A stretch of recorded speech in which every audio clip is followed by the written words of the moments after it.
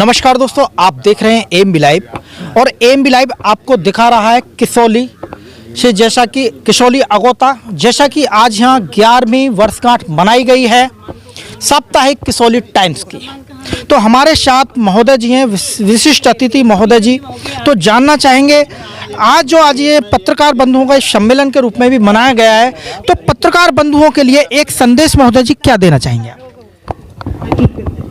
ये किसौली टाइम्स, आवाज़ नहीं आ रही, उसमें जा रही है। किसौली टाइम्स ग्रामीण क्षेत्र में पीड़ितों की आवाज़ को बुलंद करने का काम कर रहा है, भारतीय लोकतंत्र को मजबूत करने का काम कर रहा है।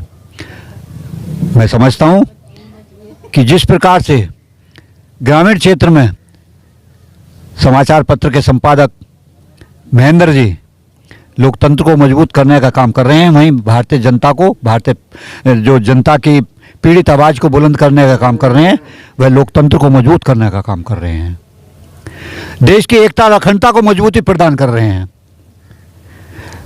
लेकिन दूसरी ओर जो स्वतंत्रता की अभिव्यक्ति है, अगर उस पर कुठाराघात होता है तो उसको भी मुकाबला करने के लिए मजबूती प्रदान कर रहे हैं। और उस सब का संदेश है कि हम सब पत्रकारों को एकजुट होना ही पड़ेगा। अगर हम एकजुट होंगे तो भारतीय सरकार, भारतीय संविधान में हमारे लिए पत्रकारों की सुरक्षा के लिए पत्रकार सुरक्षा अधिनियम लागू अवश्य करना पड़ेगा, क्योंकि भारतीय लोकतंत्र 4 स्तंभों पर टिका हुआ है। सब लोग कहते हैं कि 4 स्वतंत्रता की अभिव्यक्ति या भारतीय लोकतंत्र स्वतंत्रता की अभिव्यक्ति के बिना अधूरा है। ग्रामीण क्षेत्र के पत्रकार जनमानस के बीच रहते हैं, वही उनके दुख दर्दों को निकटता से जानते हैं। असली भारत के दर्शन ग्रामीण पत्रकार कराता है, तो वही काम हमारे महेंद्र जी कर रहे हैं। पत्रकारों को एकजुट होकर भारत सरकार से आवाज़ बुलंद करनी है कि वह पत्रकार सुरक्षा अधिनियम लागू करे, तभी पत्रकार और पत्रकारिता सुरक्षित रह सकेगी। यदि पत्रकार और पत्रकारिता सुरक्षित नहीं रही तो अखंड भारत भी रहना असंभव होगा। इसलिए देश की एकता, अखंडता, राष्ट्र और समाज के विकास के लिए प्रेस की आज़ादी, स्वतंत्रता की अभिव्यक्ति को सुरक्षित रखना अत्यावश्यक है, और उसके लिए पत्रकार सुरक्षा अधिनियम अत्यंत आवश्यक है। मैं सभी पत्रकार भाइयों से इस मौके पर अपील करना चाहूँगा कि एकजुट होकर के पत्रकार सुरक्षा अधिनियम लागू करने के लिए सरकार के लिए ऐसी स्थिति ला दें कि वो मजबूर हो जाए पत्रकार सुरक्षा अधिनियम लागू करके उसे पत्रकार को सुरक्षा प्रदान करे, ताकि सारगर्भित, निष्पक्ष, निर्भीक पत्रकारिता जीवित रह सके और भारतीय लोकतंत्र मजबूत रह सके। अखंड भारत अपनी जगह मजबूती के साथ घटता रहे और विश्व पटल पर वह अपनी पहचान बनाए रखे। महोदय, पत्रकारों पर आए दिन हमले होते हैं जानलेवा, तो इस पर क्या कहेंगे आप? पत्रकारों पर आए दिन हमले होते हैं, यह सही है। पिछले 5-7 सालों में 240 पत्रकार अपनी जान दे चुके हैं, और वह ऐसा नहीं कि पत्रकार उसके लिए जिम्मेदार हैं, उसके लिए शासन और प्रशासन भी जिम्मेदार है। क्यों कि हम पत्रकार भी इस समाज के अंग हैं, हम भी इस सभ्य समाज के नागरिक हैं। पत्रकारों को बुराइयों का सामना करना पड़ रहा है समाज में रहकर, इसमें कौन जिम्मेदार है? पत्रकार जिम्मेदार है, इसमें प्रशासन जिम्मेदार है? हम दोनों जिम्मेदार हैं। पत्रकारों को अपनी जो कमियां हैं, जो त्रुटियां हैं, जो बुराइयां हैं, उनको त्यागना होगा।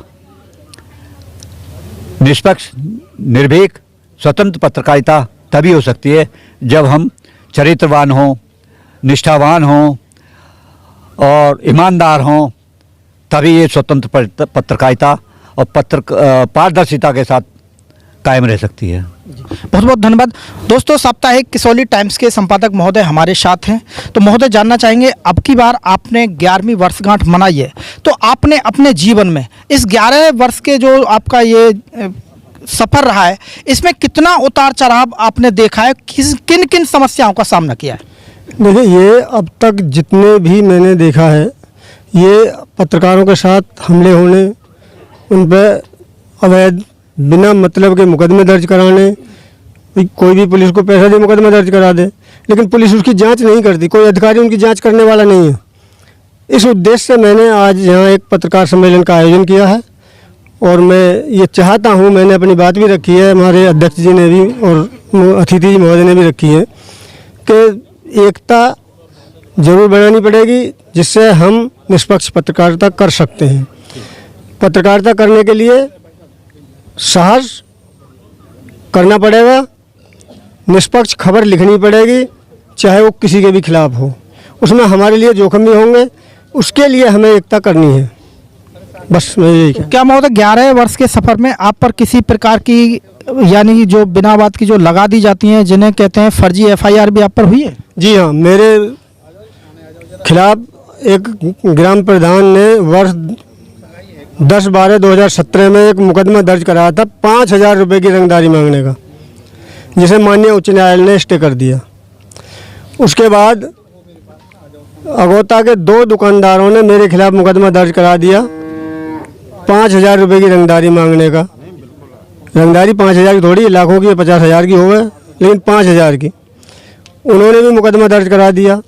पुलिस ने एक हमें तोहफा दिया, गुंडा एक्ट और लगा दिया 2 मुकदमे इनमें 65 साल की उम्र में, लेकिन वो सब माननीय उच्च न्यायालय ने स्टे कर दिए और जो गुंडा एक्ट था उसे ADM प्रशासन ने स्टे कर दिया।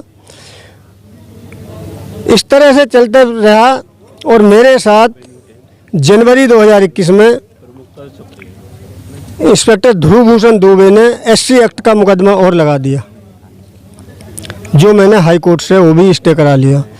आज वो जमानत हो गई, उसमें चल रहा है। आप पर SC ST एक्ट का जो मुकदमा लगा जी, इसमें डायरेक्ट कोई प्रशासनिक अधिकारी तो लगा नहीं सकता, इसमें कहीं ना कहीं किसी सामाजिक व्यक्ति की ही इसमें चाल होगी। जी, जो मेरे अपोजिट हैं, जो अखबार से खुश नहीं थे, उन्होंने ही कराया, SC को सामने ले लिया। आपके पेपर को बंद कराने की भी कोशिश की गई होंगी? काफ़ी प्रयास किया गया, जिला सूचना अधिकारी कार्यालय में भी गए, DM साहब के कार्यालय में भी गए, लोगों ने शिकायत लिख लिख के दी कि ये अखबार बंद होना चाहिए, लेकिन कोई बात नहीं हुई, बंद नहीं हो सका। बहुत बहुत धन्यवाद। दोस्तों, जैसा कि आपने सुना और जाना, एक पत्रकार निर्भीक होता है, निडर होता है और स्वार्थी तो उसके अंदर बिल्कुल भी होता ही नहीं, निस्वार्थ होता है और निस्वार्थ भावना से कार्य करता है। एक सच्चे पत्रकार को तरह तरह के आरोप लगाकर दबाया जाता है, जैसा कि अभी बता रहे थे कि SC ST एक्ट का भी मुकदमा लगवाने की कोशिश की गई, कहीं रिश्वत की मामले में किसी को कहीं दबाने की कोशिश की जाती है। तो दोस्तों, आप बने रहिए हमारे चैनल AMB लाइव के साथ। मैं भानु प्रकाश शर्मा व हमारे सहयोगी ठाकुर बसंत जी। मैं संभाल कर घर रखता हूँ, वाह वाह वाह, तुम्हारी हर खबर रखता हूँ, मैं संभाल कर घर रखता हूँ। लिखे हैं लेख जो तुमने, उन पे पैनी नजर रखता हूँ। वाह वाह वाह वाह, जब गीत लिखूंगा मैं गजलों की बहरों पर, जब गीत लिखूंगा मैं तब तेरे भी दिल की कुछ प्रीत लिखूंगा मैं। वाह वाह सब इंस्पेक्टर साहब, वाह वाह वाह, तब तेरे भी दिल की कुछ प्रीत लिखूंगा मैं। और क्यों लिखूंगा देखें, कि जीवन की लड़ाई में हाँ तुम हार भले जाना, वाह, कि जीवन की लड़ाई में तुम हार भले जाना, पर कागज पे तुमको जग जीत लिखूंगा मैं। वाह वाह वाह वाह वाह, पर कागज, तो ये पत्रकार है, जो लिख जाएगा वो रहेगा। बहुत सुंदर। आप भी सब इंस्पेक्टर रायपुर में, सब इंस्पेक्टर एक्स पुलिस, जिस पुलिस विभाग की बात है मैं उसी विभाग से। जी जी जी जी, ये सब झेल रहे हैं बहुत देर से हम लोगों को। हाँ, बहुत देर झेल रहे हैं, अब इनका दर्द आ रहा है ऊपर। अध्यक्ष हैं हमारे आपकी सभा। मैंने सबके बीच में जीवन जिया है, बहुत समाज देखा है। जी जी, किसान के घर में, खेतों के बीच में पैदा हुआ, सर्विस की, प्रशासन भी देखे, शासन भी देखे, शब्द भी देखे, बहुत अच्छे हर बात। और दो पंक्ति महेंद्र सिंह के अर्पित करता हूँ। जी जी, कि अपने हाथों में एक कलम रखियो, अपने हाथों में एक कलम रखियो, काम आएगी तेरे सनम रखियो। वाह वाह वाह, बहुत खूब बहुत खूब। अपने हाथों में एक कलम रखियो, काम आएगी तेरे सनम रखियो। कि महेंद्र की तो तू दीवानी, महेंद्र की तो दीवानी, तू बहुत है मगर, कि महेंद्र की तो तू दीवानी बहुत है मगर, कि महेंद्र की तो तू दीवानी बहुत है मगर, हमसे भी तो मोहब्बत न कम रखियो। हमसे भी तो। वाह अध्यक्ष जी, बहुत बढ़िया, बहुत बहुत धन्यवाद। आज सभा के अध्यक्ष जी, बहुत बहुत धन्यवाद। वाह वाह वाह। और बात राजेश जी ने प्यार मोहब्बत से शुरुआत करी थी, तो मैं भी अर्पित कर देता हूँ। हालांकि देशभक्ति का शायर रहा है, देशभक्ति की गजलें कहता हूँ, लेकिन गजलें बहुत बहरों की होती हैं, आप साहित्यकार लोग समझ जाते हैं। जी जी, तो देखें, आपके लोगों के बीच की आप हर दिल की बात जो है रखता हूँ।